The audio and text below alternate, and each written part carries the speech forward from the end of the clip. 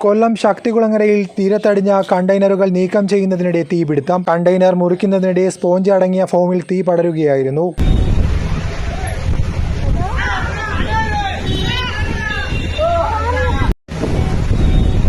Fire force സ്ഥലത്തെത്തി തീ നിയന്ത്രണ വിധേയമാക്കി. പ്രദേശത്ത് കറുത്ത പുക ഉയർന്നത് ആശങ്കയ്ക്ക് കാരണമായി. ശക്തമായ കാറ്റിൽ ഗ്യാസ് വെൽഡിങ്ങിനിടെ കണ്ടെയ്നറിനുള്ളിലെ ഫോമിലേക്ക് തീ പടർന്നതാണ് തീപിടുത്തത്തിന് കാരണം.